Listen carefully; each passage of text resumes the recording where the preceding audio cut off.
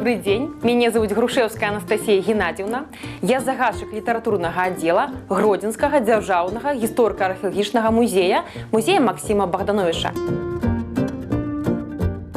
Сёння я раскажу пра шаўковыя парасоны, якімі карысталіся гарадзенкі напрыканцы 19-го, пачатку 20-го стагоддзя.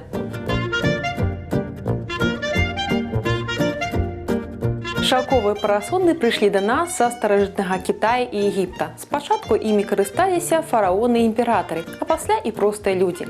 Першыя парасоны былі зроблены з рысавай паперай і бамбукавымі ручкамі. Напрыканцы 19-го, пачатку 20-го стагоддзя парасоны сталі папулярныя і ў нашых краях. Гарадзенкі выкарыстоўвалі парасоны ад сонца, калі ішлі гуляць, напрыклад, у парк Жалібера. У экспазіцыі нашага музея захоўваецца сапраўдны шаўковы парасон ад сонца з двухбаковай вышыўкай і ручкай з бамбука. Ручкі для парасону рабілі розныя. Яны былі з бамбука, з дрэва, нават пасярэбраныя і пазалочаныя. Часта на ручках выкарыстоўвалі гравіроўку, сваё імя.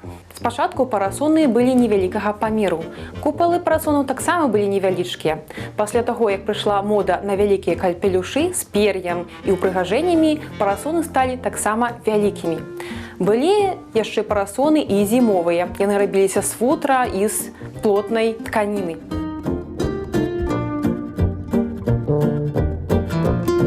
У экспазіцыі Гродзенскага музея захоўваецца фотаздымак, зроблены ў Гродна у фотамайстэрні Трускоўскай. На ім жанчына ў доўгім белым строі з парасонам ад сонца.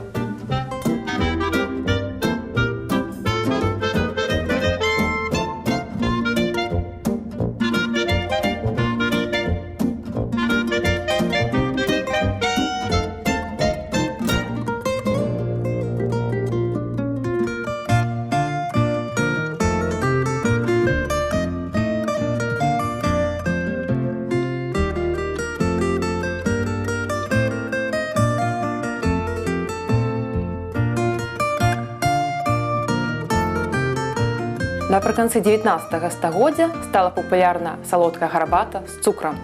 Цукар спачатку выраблялі вялікімі цукровымі галовамі, якія весілі ад 8 до 16 кілаграм. Гэтыя галовы калолі, і кавалкі цукру было зручна дабаўляць у гарбату з дапамогай шчыпцоў для цукру. З'явіліся вось такія шчыпчыкі. Рабілі іх з розных металаў. У заможных людзей шчыпчыкі былі срэбра, у людзей простых – з латуні. Нашы шчыпчыкі зроблены напрыканцы 19-го, пачатку 20-го стагоддзя ў заходняй Еўропе.